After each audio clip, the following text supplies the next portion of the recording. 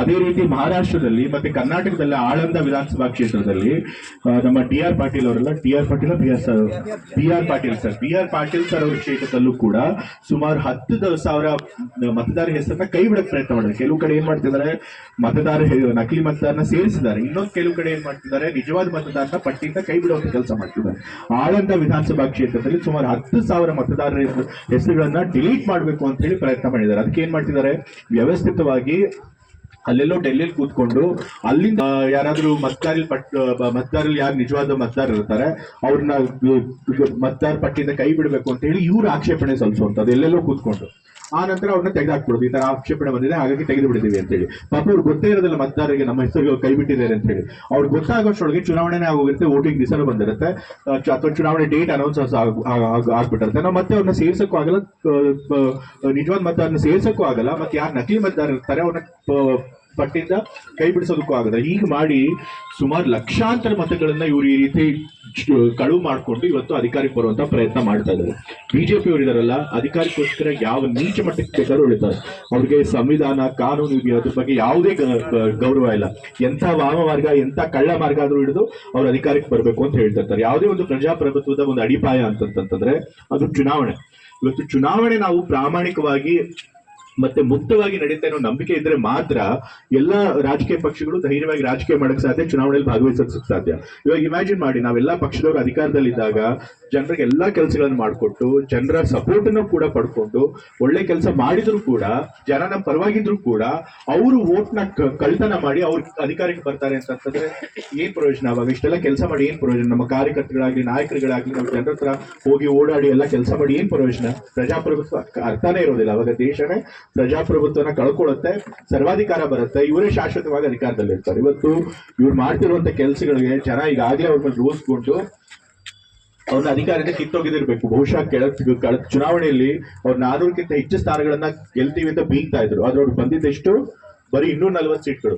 ಇಷ್ಟೆಲ್ಲ ವೋಟ್ ಚೋರಿ ಮಾಡಿದ್ರು ಕೂಡ ಅವ್ರಿಗೆ ಬಂದಿದೆ 240 ಸೀಟು. ಬಹುಶಃ ಇವ್ರ ಅಧಿಕಾರಕ್ಕೆ ಬರ್ತಿರ್ಲಿಲ್ಲ.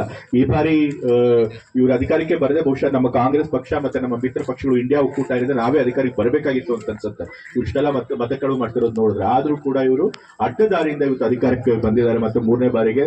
ಈ ಮತಗಳನ್ನು ಹೀಗೆ ಮುಂದುವರಿಯೋದಕ್ಕೆ ಬಿಟ್ರೆ ಪ್ರಜಾಪ್ರಭುತ್ವ ಹಾಳಾಗುತ್ತೆ, ಈ ದೇಶದ ರಾಜಕೀಯ ವ್ಯವಸ್ಥೆ ಹಾಳಾಗುತ್ತೆ. ಯಾವ ರಾಜಕೀಯ ಪಕ್ಷಗಳು ಕೂಡ ಇಲ್ಲಿ ಇನ್ಮೇಲೆ ರಾಜಕೀಯ ಮಾಡೋದಕ್ಕಾಗೋದಿಲ್ಲ. ಹಾಗಾಗಿ ಇದನ್ನ ನಾವೆಲ್ಲ ಗಂಭೀರವಾಗಿ ಪರಿಗಣಿಸಬೇಕು. ಯಾಕೆಂತಂದ್ರೆ ಅಧ್ಯಕ್ಷರು ಹೇಳ್ತಾ ಇದ್ರು, ಪಕ್ಷ ಇದ್ರೆ ನಾವೆಲ್ಲ, ಪಕ್ಷ ಇದ್ರೆ ಕಾರ್ಯಕರ್ತರು, ಪಕ್ಷ ಇದ್ರೆ ನಾಯಕರು, ಪಕ್ಷ ಇದ್ರೆ ನಮ್ಗೆ ಅಧಿಕಾರ, ಪಕ್ಷ ಇದ್ರೆ ನಾವು ರಾಜಕೀಯ ಮಾಡಕ್ ಸಾಧ್ಯ, ಪಕ್ಷ ಇದ್ರೆ ನಾವೇನು ಮಾಡಕ್ಕಾಗಲ್ಲ. ಸೊ ಹಾಗಾಗಿ ಪಕ್ಷನ ಉಳಿಸ್ಬೇಕು ಅಂತಂತಂದ್ರೆ ನಾವು ಈ ಮತಗಳ ವಿರುದ್ಧ ಒಂದು ಅಭಿಯಾನನೇ ಮಾಡ್ಬೇಕು, ಒಂದು ಆಂದೋಲನ ಮಾಡ್ಬೇಕು. ಸ್ವಾತಂತ್ರ್ಯ ಹೋರಾಟದಲ್ಲಿ ಹೆಂಗೆ ಬ್ರಿಟಿಷರು ಹೋರಾಟ ಮಾಡ್ತಿದ್ರು, ಅದೇ ರೀತಿ ನಾವು ಇವತ್ತು ಕೂಡ ಒಂದು ದೊಡ್ಡ ಮಟ್ಟದ ಆಂದೋಲನ ಮಾಡಿ ಮತ ಕಳುವು ಆಗದೆ ಇರೋಂಗ್ ನೋಡ್ಕೋಬೇಕು. ಇವತ್ತು ಏನಪ್ಪಾ ಅಂತಂದ್ರೆ ಇಷ್ಟೆಲ್ಲ ಮತ ಕಳುವು ಆಗ್ತಿದೆ ಅಂತ ಹೇಳಿ ರಾಹುಲ್ ಗಾಂಧಿ ಅವರು ಪಾಪ ಅಷ್ಟೆಲ್ಲಾ ಪ್ರಯತ್ನ ಪಟ್ಟು 6 ತಿಂಗಳ ಕಾಲ ಅವ್ರ ಟೀಮ್ನ ಬಿಟ್ಟು ಅಧ್ಯಯನ ಮಾಡಿಸಿ ಅವರು ಇಷ್ಟೆಲ್ಲ ಸಾಕ್ಷಿಗಳನ್ನು ಕೊಟ್ಟರು ಕೂಡ ಇವತ್ತು ಎಲೆಕ್ಷನ್ ಕಮಿಷನ್ ಅದನ್ನ ಪರಿಗಣನೆಗೆ ತಗೊಳ್ತಿಲ್ಲ. ಎಲೆಕ್ಷನ್ ಕಮಿಷನರ್ ಯಾವತ್ತೂ ಕೂಡ ಎಲೆಕ್ಷನ್ ಕಮಿಷನ್ ಬಹಳ ಫೇರ್ ಆಗಿ ಪ್ರಾಮಾಣಿಕವಾಗಿ ದೇಶದಲ್ಲಿ ಕೆಲಸ ಮಾಡ್ತಿತ್ತು.